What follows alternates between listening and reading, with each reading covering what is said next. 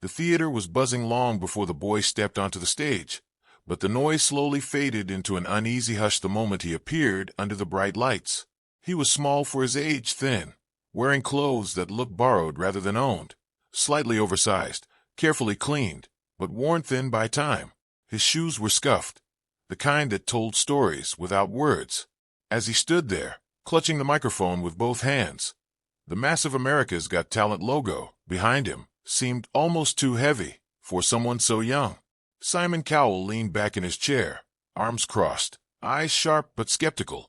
He had seen thousands of hopefuls, dreamers with big stories and bigger promises, but something about this boy felt fragile, almost breakable. When asked his name and where he was from, the boy answered softly, his accent unmistakably Filipino. He spoke about growing up in poverty, about sleeping in a small room with his siblings, about how music was the only escape from hunger, noise, and fear. The audience listened politely, some nodding, others unsure.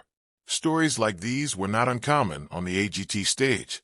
Yet when Simon asked what song he would sing, and the boy answered, Hotel California, a ripple of surprise moved through the crowd. A song this iconic, this complex, sung by a child with no formal training? Simon raised an eyebrow. The judges exchanged glances. It felt like another well-meaning but doomed choice. One more contestant aiming too high. The boy closed his eyes, took a breath that seemed far too deep for his small chest. And in that moment, before a single note was sung, the room held its breath. The opening guitar track began to play, soft and familiar, and then the boy sang. Not loudly, not dramatically, just one clear, haunting note that cut through the air like a blade. Instantly, something shifted. Heads snapped up. Conversation stopped. Simon leaned forward without realizing it. The boy's voice carried a tone no one expected, rich, controlled, and filled with an ache that felt far beyond his years. It wasn't just accurate, it was emotional, as if every lyric carried the weight of lived experience. When he sang about a dark desert highway, it didn't feel like imagination. It felt like memory. The audience began to react almost subconsciously. A hand over the mouth, a sharp inhale, a quiet, "Oh my God." The boy didn't move much. No flashy gestures, no forced theatrics. His power was in stillness, in the way his voice seemed to float effortlessly over the music. Each verse built gently, patiently, as if he was inviting the audience into his world rather than demanding their attention. Simon's expression slowly transformed from doubt to disbelief. He had heard this song butchered countless times, even by professionals, but this was different. It wasn't an imitation. It was an interpretation. By the time the chorus arrived, the room was no longer just listening. It was feeling. The boy's voice cracked slightly on one line, not from lack of skill, but from emotion, and that tiny imperfection made the performance even more devastatingly real. The judges were silent now, completely locked in, watching as a poor boy from the Philippines turned a legendary rock song into a confession of survival. As the song moved deeper, something remarkable happened.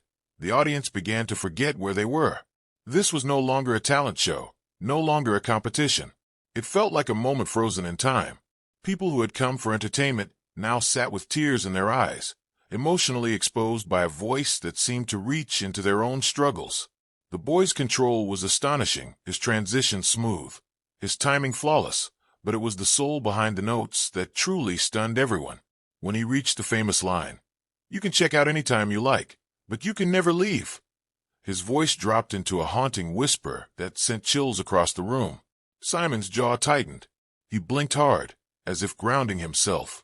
This wasn't supposed to happen. This was supposed to be a risky audition, a sweet story with an average performance. Instead, it was becoming one of those rare moments that people would talk about for years. The camera panned across the crowd, strangers holding hands, judges visibly emotional, crew members watching from backstage, frozen. As the final notes rang out, the boy held the microphone close, eyes still closed, as if he wasn't ready to return to reality. The music faded. For a split second, there was complete silence, the kind that feels sacred. Then the explosion came. The audience rose to its feet in one massive wave, applause crashing through the theater like thunder. Cheers echoed from every corner. Some people screamed. Others cried openly. The boy opened his eyes, startled, overwhelmed, as if he couldn't quite believe the sound was for him. Simon Cowell stood up, slowly, deliberately, and in that single action, the weight of the moment doubled. The man known for brutal honesty, for cutting contestants down with a single sentence, was silent. He looked at the boy, not as a judge evaluating talent, but as a human being acknowledging something extraordinary. When Simon finally spoke, his voice was quieter than usual. He admitted he had expected the audition to go wrong. He admitted he had judged too quickly. Then he said something that stunned everyone. That was one of the most emotional versions of that song I've ever heard. The crowd erupted again. The other judges praised the boy's courage, his authenticity, his rare gift of making people feel. But it was Simon's reaction that sealed the moment. He told the boy that talent like this doesn't come from comfort. It comes from struggle, from pain, from truth. The boy stood there, trembling, tears forming in his eyes as he tried to process the praise. For someone who had grown up with nothing, being seen, truly seen, by the world felt almost unreal. Simon leaned forward and said, "You didn't just sing a song. You told a story. And that's what real artists do." In that instant, the poor Filipino boy was no longer invisible. He was unforgettable. As the judges cast their votes, the outcome felt inevitable, but the tension still hung heavy in the air. One by one, the yes votes came, each met with thunderous applause. When the final vote was revealed, the boy covered his face with his hands, overcome. He had made it, not just to the next round, but into the hearts of millions watching around the world. Backstage, crew members hugged him. Strangers congratulated him like family.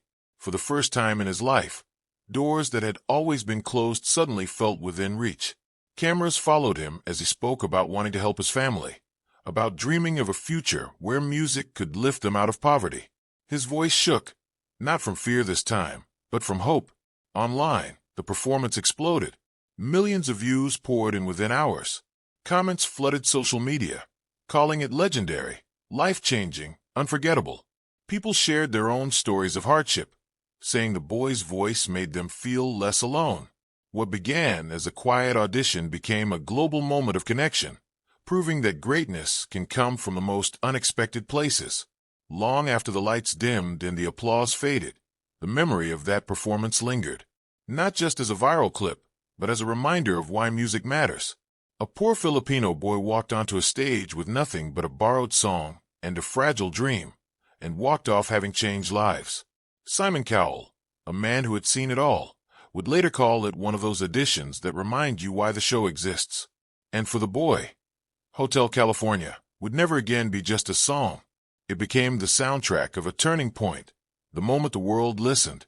Years from now, people would still remember that night, still replay that performance, still feel the chill of that first note.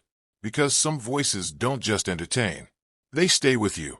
You can check out anytime you like, but moments like this, you can never leave them.